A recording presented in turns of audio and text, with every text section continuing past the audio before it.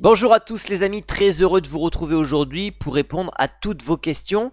Beaucoup de questions évidemment concernent le Brésilien Vinicius que vous voyez donc sur la miniature et on va répondre à toutes vos questions qui concernent donc la rencontre d'hier contre Valence, victoire 2-1 avec ce match qui raconte plein d'histoires.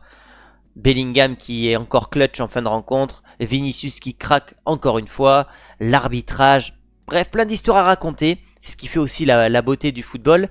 Et voilà, ça se passe donc sur Instagram, les amis, à chaque fin de débrief. Vous allez sur Instagram, vous cliquez sur ma story, vous me posez votre question. Et moi, j'en sélectionne 10 et j'y réponds le lendemain en vidéo. Tout d'abord, la presse espagnole qui parle d'être leader par la foi. C'est un miracle, en gros, que le Real soit leader et se soit imposé du côté de Mestalla. Avec cette belle image, je trouve, de Mbappé. Je vais mettre le téléphone là.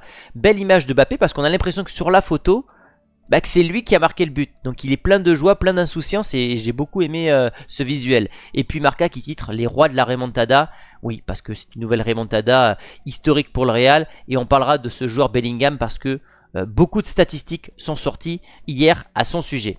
Avant de commencer à répondre à vos questions, 2-3 stats à vous partager. Le Real est devenu hier le premier club de l'histoire en Espagne à dépasser la barre des 5000 points en Liga, ce qui fait du Real, ce qui fait que c'est un nouveau record pour le Real. Et puis surtout, Luka Modric rentre dans le top 10 des joueurs les plus capés dans l'histoire du Real. 561 rencontres, surtout le deuxième joueur qui n'est pas espagnol. Après Benzema, 648, record qui sera d'ailleurs très difficile à battre, parce que Benzema 648 alors que tu n'es pas espagnol, c'est pas demain la veille qu'on verra ça. Mais en tout cas, Luka Modric, qui va peut-être, je dirais, battre Camacho. Au-delà, ça sera compliqué, sauf si ce dernier venait à prolonger. Première question, même si Ceballos fait de bonnes prestations, doit-il mettre Camavinga sur le banc? Alors, j'aime beaucoup, moi, Ceballos, je trouve que c'est un joueur extraordinaire. En tout cas sur les derniers matchs, je trouve que ce qu'il apporte, ça apporte vraiment beaucoup de solutions au Real Madrid. Il a un profil qui ressemble un petit peu à celui de Toni Kroos. Maintenant c'est vrai que le problème c'est Camavinga. Et il y a cette journaliste, Coralie Sall, je crois que c'est comme ça, ou Salé, je ne sais pas comment on prononce, qui a vraiment résumé ma pensée, que j'ai un petit peu évoquée hier dans le débrief à chaud. Elle dit ceci: je l'espère pas, mais j'ai peur que Camavinga fasse une Matteo Kovacic. Il entame sa 4e saison et n'arrive toujours pas à s'imposer comme un titulaire indiscutable. On en a parlé hier soir. Et même quand Tchouaméni joue défenseur central, Ancelotti lui préfère quelqu'un d'autre. En l'occurrence ici, c'est Ceballos. Et c'est vrai. Et moi, je ne comprends pas que ce mec-là ne soit pas titulaire à Madrid. Parce que il est affûté, c'est un bosseur, il enchaîne les efforts, il est créatif, il se projette vers l'avant. Et c'est ça qui apporte finalement un déséquilibre. Et peut-être qu'il est justement un peu trop électron libre aux yeux d'Ancelotti. Peut-être que son jeu sans ballon n'est pas assez bon. Et encore que je trouve qu'il a vraiment progressé. Les places sont chères. Tu as Valverde, chouchou d'Ancelotti. Tu as Bellingham que tu peux pas mettre sur le banc. Et là il fait confiance visiblement à Ceballos. Ceballos ne pourra pas jouer toutes les rencontres. On sait qu'il a un physique plutôt fragile. Pourquoi pas, nous qui aimons avoir du beau jeu, avoir Camavinga et Ceballos sur la même feuille de match. C'est ça qu'on voudrait voir aussi. Donc ouais, c'est un choix de riche, mais c'est vrai que Camavinga, ça fait bientôt 4 ans qu'il est là. Il est toujours pas titulaire. Peut-être que lui, à un moment, va se lasser de ce statut d'intermittent du spectacle. Tu penses que le Real peut s'en sortir avec des latéraux aussi limites et Tchouaméni dans le 11? Alors, Tchouaméni ne joue pas à son poste, il faut quand même le préciser. Lucas Vazquez n'est pas un défenseur de métier. Mendy est irrégulier et Fran Garcia n'a pas le niveau pour le Real Madrid. Ça va être compliqué. Moi je trouve que dans les grands matchs, on sera toujours en difficulté par rapport au niveau individuel des joueurs, mais aussi par rapport à ce que j'ai évoqué hier dans le débrief, par rapport au fait que les attaquants ne défendent pas. Et que par conséquent, tous ces joueurs-là qui n'excellent pas dans leur rôle se retrouvent constamment en infériorité numérique. Et on voit hier que sur le but que marque Valence, Mendy a 2 joueurs contre lui. Donc c'est pas de la faute de Mendy sur le but.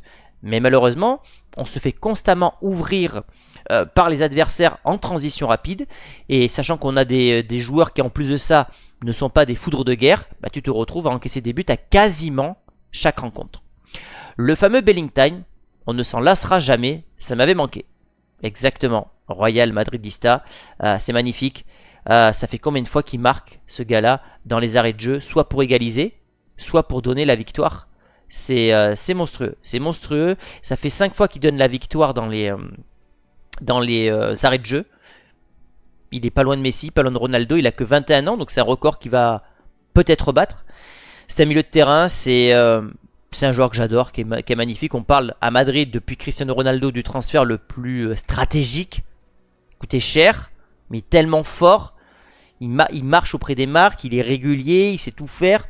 Et aujourd'hui, t'es supporter de Madrid, honnêtement, ce gars-là doit faire partie de tes 3 joueurs préférés. Parce qu'il est décisif, parce qu'il a compris l'ADN Real Madrid, parce qu'il a du caractère, parce qu'il est exemplaire. Là où d'autres joueurs brillent, comme Vinicius, on en parlera après, lui brille également par son comportement. Il a tout compris à 21 ans. Je le disais il y a quelques semaines, je pense que ce gars-là est un leader né et qui sera à un moment le capitaine du Real Madrid. Alors peut-être pas le capitaine avec le brassard, mais le capitaine en tant que leader dans le vestiaire. Parce que je trouve que ce qui dégage, lorsque Mbappé la rate un penalty, il va le consoler. Il prend ses responsabilités. Hier, il loupe un penalty, mais mine de rien, il s'en sort avec une passe D et un but. Sur les 7 derniers matchs, 6 buts, 5 passes décisives. On parle d'un milieu de terrain. Bon, on est sur un joueur qu'on peut qualifier de générationnel. Est-ce que la question doit se poser sur Brahim et Rodrigo? En fait, ce qui m'embête avec ces deux joueurs, c'est que ces deux joueurs qui sont plutôt bons, qui ne savent pas forcément saisir les opportunités, en tant que titulaire je parle, qui sont peut-être plus à l'aise, c'est-à-dire sans pression lorsqu'ils rentrent en cours de rencontre.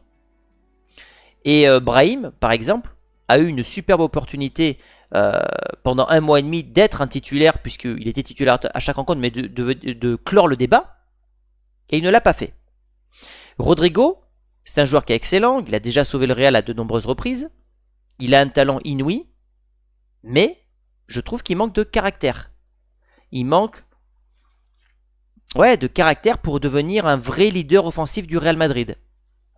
Et c'est ça qui fait que ce manque de caractère et ce manque de régularité, ça fait que ce n'est pas un vrai leader offensif du Real et que tu mettras toujours devant lui un Bellingham ou un Vinicius. Et ça m'embête. Donc, pour moi, Rodrigo il sera toujours devant Brahim. Maintenant, Rodrigo, le problème, c'est que faudrait qu'il enchaîne un moment dans sa carrière, 10, 15, 20 matchs où le gars cartonne, quoi. Qu'on se dise en Europe, waouh, c'est le meilleur joueur en ce moment. Ce qu'il fait, c'est incroyable. L'arbitrage en Espagne, on en reparle. Vinicius a merdé, mais l'arbitrage n'est pas irréprochable. Effectivement. D'après Ancelotti et Pérez, il aurait dû prendre un carton jaune. Je suis pas forcément d'accord. Vu qu'il a poussé au visage, on parle pas de pousser au torse, pousser au visage, c'est quand même symbolique. Pour moi, il aurait pu prendre un... Enfin, ce rouge est mérité. Voilà. Donc, je suis pas forcément d'accord avec plusieurs fans et experts de Madrid. Mais oui, l'arbitrage... Comment dire, laisse à désirer par moment. Moi, je reviens sur ce penalty, mais j'ai toujours pas digéré. Il y a le gardien qui n'a aucun pied sur la ligne. Vous ne le voyez pas sur l'image, je vous l'ai montré hier, mais il y a 2 ou 3 joueurs de Valence qui sont déjà dans la surface au moment où Bellingham tire son penalty. Et puis surtout, et ça concerne pas que le Real, on va pas faire du chauvinisme, ça concerne le Barça, ça concerne l'Atlético, ça concerne tous les clubs en Espagne, l'arbitrage est très mauvais depuis quelques saisons. Et à Mestalla, sur les 3 derniers déplacements là-bas, il y a 3 cartons rouges, 2 pour Vinicius, 1 pour Bellingham. On se souvient de ce scandale inouï l'an passé avec ce but refusé à Bellingham dans les arrêts de jeu. Voilà, encore un truc cette année, ça commence à faire beaucoup. Maintenant, je vais dire quelque chose que je pense sincèrement. Je vois beaucoup de gens qui supportent le Real, créateurs, fans, etc., espérer la relégation de Valence. Mais surtout pas. Surtout pas. Il ne faut pas avoir une Liga sans grosse équipe, sans rivalité. C'est pour ça que moi, j'aspire à ce que le Barça redevienne un club important. Parce que c'est dans ces moments-là qu'on vit des émotions incroyables. Moi, ma période préférée, je l'ai toujours dit sur la chaîne, Mourinho, Guardiola. Les émotions qu'on a vécues à l'époque, elles étaient absolument uniques. Parce que le Barça était intouchable, que le Real était incroyable. Et moi, je veux une Liga avec de la compétitivité. Et je veux pas une Liga où je vais battre toutes les rencontres, les adversaires 5-0. Et Valence, ça fait partie du patrimoine de l'Espagne. du patrimoine de la Liga. C'est l'une des plus grosses rivalités dans la Liga lorsqu'il rencontre le Real. Oui, ça fait des matchs incroyables, mais on vit des émotions. Et nous, on regarde le foot pour vivre des émotions. Donc je ne suis pas forcément d'accord avec tous les gens qui disent que ce club-là doit être relégué par rapport à tout ce qui dégage. Moi, je pense que justement, il faut de plus en plus de rivalités pour créer des storytelling, créer des histoires et créer des émotions. Ce n'est que mon humble avis. Salut Vini, son plus gros défaut, c'est qu'il n'arrive pas à se contrôler. Les adversaires le savent trop bien. Tu penses qu'avec le temps, Vinicius peut changer? T'as tout résumé, j'en ai parlé ce matin dans mon vertical. Vinicius, c'est aujourd'hui le meilleur joueur du monde techniquement. Voilà, fait penser à Neymar, peut-être un petit peu moins complet que Neymar en termes de technique, et encore que je le trouve vraiment excellent. Maintenant, il cliffe trop par son comportement. On parle plus d'un joueur qui a 17-18 ans, on parle d'un joueur qui prétend être le leader du Real, qui veut gagner le Ballon d'Or. D'ailleurs, s'il a perdu le Ballon d'Or, c'est sûrement à cause de son comportement qui est trop clivant. Il gonfle les gens. Imaginez ce qu'on ressent nous, supporters de Madrid. Il commence à nous gonfler Vinicius, moi le premier. Alors imaginez ceux qui ne supportent pas le Real, comment ils doivent en avoir ras-le-bol de voir un mec toujours s'exciter. C'est pas la première fois. C'est pas la première fois. Alors les infos qui sont tombées quand même ce matin par Marca et par Relevo. On apprend quoi? Qu'il va avoir finalement entre 2 et 4 matchs. Ce qui veut dire qu'il va pouvoir jouer la Super Coupe d'Espagne. Ça crée l'indignation, etc. Mais visiblement, ce qui a été retenu, c'est aussi la provocation du gardien, si j'ai bien compris la traduction. Donc Vinicius pourra jouer la Super Coupe d'Espagne. Ça reste une bonne nouvelle, sachant que je le rappelle l'an passé, il a mis quand même un triplé au Barça. Voilà, ce n'est pas rien. Et ce que je disais, c'est est-ce qu'il peut changer? Je sais pas. Je pense pas. C'est un Brésilien. Les Brésiliens sont trop émotifs. C'est un point fort par moment. C'est un inconvénient parfois. Et Vinicius, qu'il le fasse une fois par an contre le Barça, ok, c'est le Barça. Il y a presque une haine viscérale entre les deux clubs, je peux comprendre. Maintenant que tu le fasses contre Leipzig en Ligue des Champions, l'Atlético, ok, mais là c'est Valence. En fait, c'est quasiment toutes les rencontres qui s'excitent contre l'arbitre. Et il y a un truc avec Vinicius, vous me direz si je me trompe, à chaque fois qu'il fait une coupe un peu bizarre, il est mauvais. Je sais pas si ça influe sur son style de jeu, etc. Mais à chaque fois que ce mec-là change de coiffure, il est mauvais. Et surtout, il pète les câbles. Donc, pas sûr qu'il change. Moi, je pense qu'il faut peut-être qu'il se fasse soigner, hein, dans le sens qu'il contrôle son impulsivité. Voilà, qu'il aille se faire suivre, soit par de l'entourage de Madrid, c'est-à-dire Pérez, Ancelotti, ou soit par vraiment des médecins pour qu'il essaie de contrôler ses émotions, parce que là, il en devient violent. Contre Leipzig, l'image qui est tout en bas à droite, c'est pas loin de prendre un carton rouge. Il aurait pris un rouge, j'aurais pas été surpris. Donc, moi, ça commence à me gonfler sérieusement, parce que quand je regarde un match du Real, et que je cerne rapidement que le gars est en train de vriller, je me dis ça y est, à quel moment il va complètement dégoupiller, prendre le carton rouge. Hier, on a un coup de bol immense, c'est qu'on remporte la rencontre. Parce que quand tu prends un carton rouge, tu peux quasiment dire adieu aux 3 points. Heureusement, on a eu beaucoup de caractère. Heureusement, Valence a beaucoup reculé, ce qui nous a aidé également. Mais Vinicius, c'est inexcusable. Qui doit tirer maintenant les pénaltys? Je sais pas. Ils ont tous loupé. Vinicius a loupé un tir au but. Mbappé en a loupé 2. Bellingham a loupé son premier en carrière. Pas sûr que de proposer plein de tireurs différents ça aide. Parce que ça met de la pression.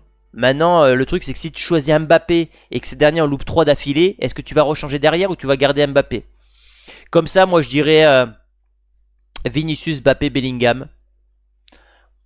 Ou alors tu mets Bellingham premier, comme ça il n'y a plus de débat entre Vinicius et Mbappé. Je sais pas. Honnêtement, je sais pas du tout. C'est le boulot de Carlo Ancelotti, c'est pour ça qu'il est payé une fortune d'ailleurs. C'est le combienième de but hors jeu de Kylian Mbappé? Je crois que c'est le 4e ou 5e. J'ai pas trouvé le nombre exact hier, mais je veux pas lui en vouloir, parce que c'est pas comme s'il était hors jeu de 1 mètre. À chaque fois ça se joue à rien. Et est-ce que je dois en vouloir à Mbappé de marquer et d'avoir été hors jeu de ça? Non, parce que ça va tellement vite le foot. Ça va tellement vite. Mais maintenant il serait hors jeu le corps entier, je vous dirais là ok, le gars il a pas compris le système du hors-jeu, là ça se joue à rien, et je me dis qu'à un moment ça va finir par lui sourire. toutes les planètes seront alignées et ce gars va réussir à vraiment marquer à toutes les rencontres, peut-être un triplé, mais ça se joue à rien. Contre le Barça, ça se joue à rien. Là, pareil. Mais je crois que c'est le 5e. Je crois que c'est le 5e but qui marque hors jeu. Donc, c'est pas une coïncidence. Ça veut dire que s'il est tout le temps hors jeu, c'est qu'il maîtrise pas parfaitement ce placement. Peut-être qu'il doit faire ce qu'on appelle les courses en demi-lune, c'est-à-dire qu'il part un petit peu sur la largeur avant de plonger vers l'avant. Comme ça, il gagne un petit peu de temps. Je sais pas, c'est des solutions que je propose. Mais je lui en veux pas. Parce que ça se joue vraiment à rien. Voilà les amis, je crois que j'ai répondu à toutes vos questions. Pour résumer, Vinicius devient insupportable et j'attends un changement. Je veux un joueur plus mature, je veux un leader. Et un leader, c'est un joueur qui montre l'exemple. Je veux un joueur comme Valverde, mais sur le plan offensif. Et c'est ce qu'est en train de devenir Bellingham à la différence d'un Vinicius. Et si ce joueur veut continuer à gagner des trophées individuels, il va devoir se remettre en question. Tous les meilleurs joueurs doivent se remettre en question à un moment donné. Et je pense que c'est le moment pour lui de le faire. Voilà les amis pour cette vidéo questions-réponses. Nous on se retrouve lundi. Demain c'est dimanche et demain on va se reposer en famille. Et je vous dis donc rendez-vous lundi. Sauf évidemment bombe mercato ou grosse info Real Madrid. Je serai présent demain. Mais sinon je vous retrouve lundi les amis pour une nouvelle vidéo sur l'actualité du Real Madrid. On like, on s'abonne et je vous dis à très vite. Ciao.